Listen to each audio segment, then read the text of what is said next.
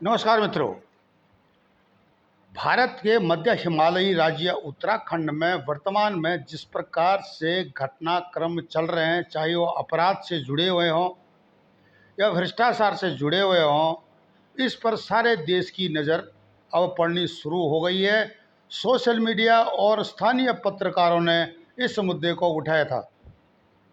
इसमें हमारे जागो उत्तराखंड के वरिष्ठ पत्रकार संपादक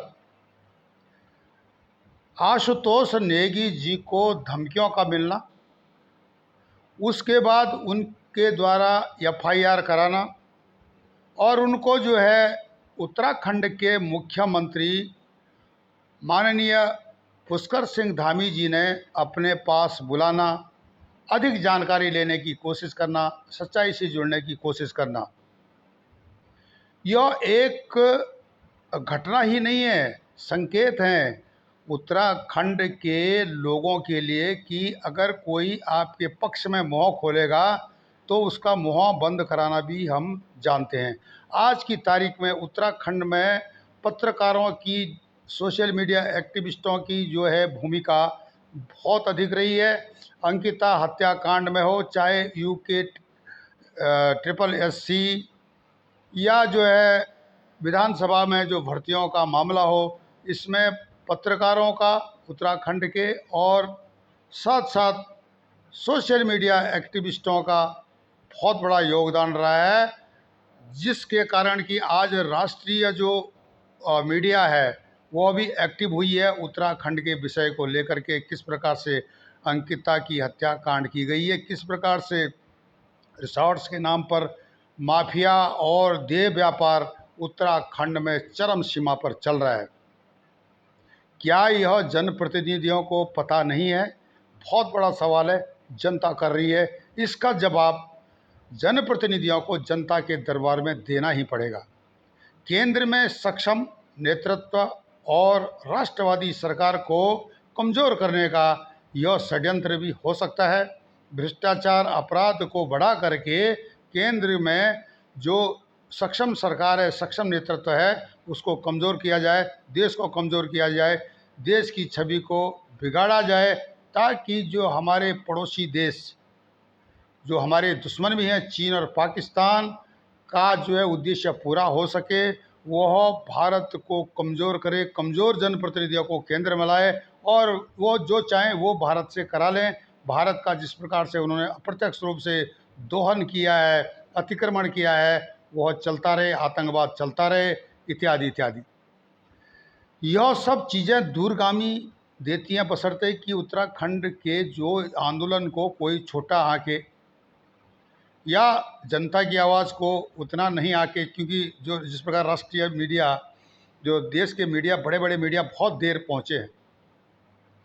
आज तो जो है धामी जी का, जो है मुख्यमंत्री जी का, उत्तराखंड के मुख्यमंत्री पुष्कर सिंह धामी जी का विजिट भी दिल्ली हो गया है, उनको जो है दिल्ली दरबार में बुलाया गया है। इसके पीछे कई कारण हो सकते हैं, इसमें हम नहीं जाना चाहते हैं, लेकिन यह सच है कि वर्तमान में उत्तराखंड की जो परिस्थितियां हैं वह सत्तासीन भारतीय जनता पार्टी के अनुकूल नहीं है। खुद भारतीय जनता पार्टी में पूर्व मुख्यमंत्री त्रिवेंद्र सिंह रावत जी, जो कि एक सच्चे इंसान है, उन्होंने मुद्दा उठाया था सबसे पहले, जो बैकडोर जो इनरोलमेंट या भर्तियां हुई थी विधानसभा की, कि यह एक गलत सिस्टम है, इसको पारदर्शिता वाले सिस्टम से प्रोसेस कराओ। क्यों नहीं हुआ? क्यों इसको मामले को दबाया गया? और जैसे ही अग्रवाल, माननीय प्रेमचंद्र अग्रवाल जी बोल सकते हैं, अभी मंत्री हैं, तो उनको जो है क्यों उन्होंने प्रोसेस कराया? वित्त मंत्री बनने के बाद क्यों उस फाइल को आगे करके फिर उनको रेगुलराइज करने का जो क्रम जारी रखा? ये जो भ्रष्टाचार के जो लक्षण हैं, जनप्रतिनिधियों से बोलते हैं ना, जो करप्शन ऊपर से नीचे को आता, नीचे से ऊपर को नहीं जाता है, तो ऊपर जो बैठा हुआ है वो करप्शन को फेंक रहा है, नीचे गंदगी फैला रहा है। और इससे सिर्फ उत्तराखंड के समाज को, उत्तराखंड राज्य को नहीं, तमाम राष्ट्र को इसका नुकसान है। इस नुकसान की भरपाई कौन करेगा? उन भ्रष्ट जनप्रतिनिधियों को जवाब देना पड़ेगा। अब जो वर्तमान उत्तराखंड में जो सरकार है, उसको ऐसे मंत्रियों को पद से निष्कासित कर देना चाहिए। उसके बाद ही जनता में थोड़ा रोष कम होगा।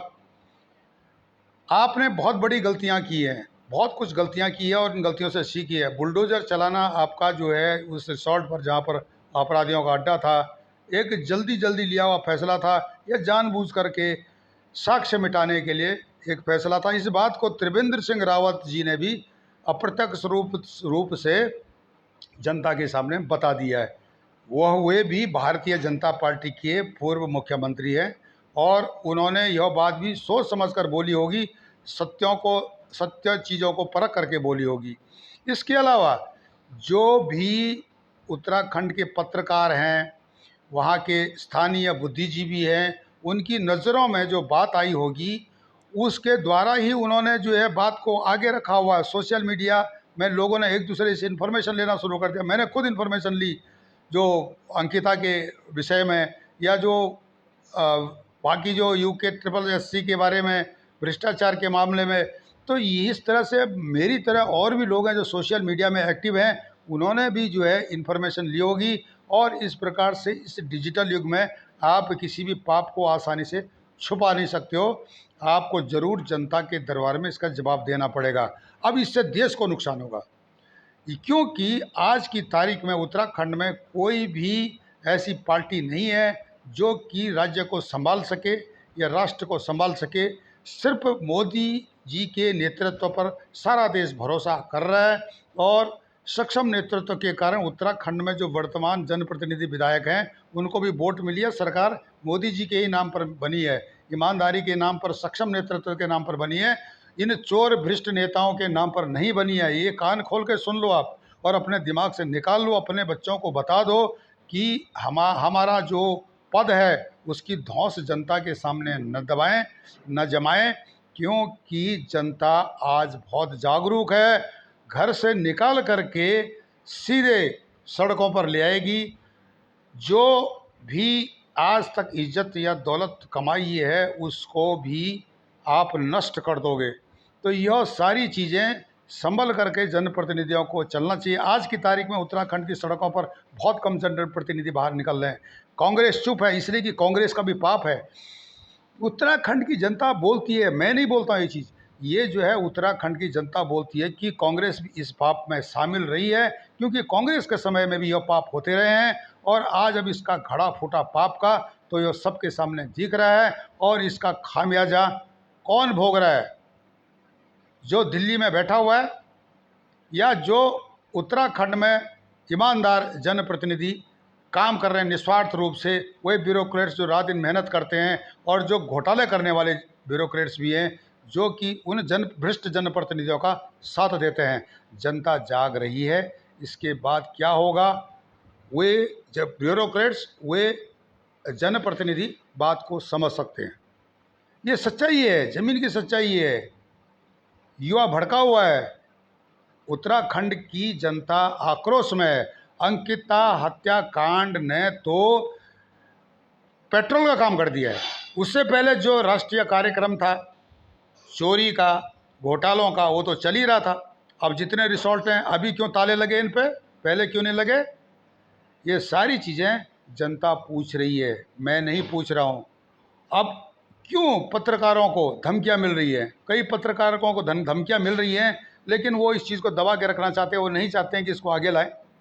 बेखौफ लोग भी हैं। पर लेकिन जब ज़्यादा ही हो जाता है, जैसे कि आशुतोष नेगी के साथ हो गया, तो FIR दर्ज करनी पड़ती है। तो उन जनप्रतिनिधियों को ज़रूर अपनी, जिनको अच्छी सोच वाले हैं, इस विषय में सोचना चाहिए। क्यों मीडिया का मुंह बंद करने से क्या सब कुछ ठीक हो जाएगा? कभी नहीं ठीक होगा। आग और भड़केगी, जैसे कि चीन में भड़की है, जैसे कंबोडिया में भड़की है, जैसे नेपाल में भड़की थी, जैसे श्रीलंका में भड़की थी। तो भारत तो बहुत बड़ा देश है, इतने बड़े देश को आप तोड़ नहीं सकते हो।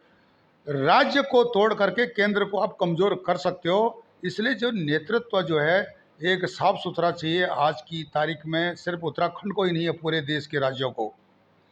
इन चीज़ों को ध्यान में रखते हुए अगर सक्षम राष्ट्रवादी नेतृत्व को आगे बढ़ाना है तो तमाम जो राज्यों के उत्तराखंड समेत जनप्रतिनिधियों को सीखना पड़ेगा उत्तराखंड में चल रहे प्रकरण को देखते हुए। आप हमारे चैनल ई गर्शन को लाइक करें, सब्सक्राइब करें, कमेंट्स करें और शेयर करें। तब तक के लिए नमस्कार, धन्यवाद।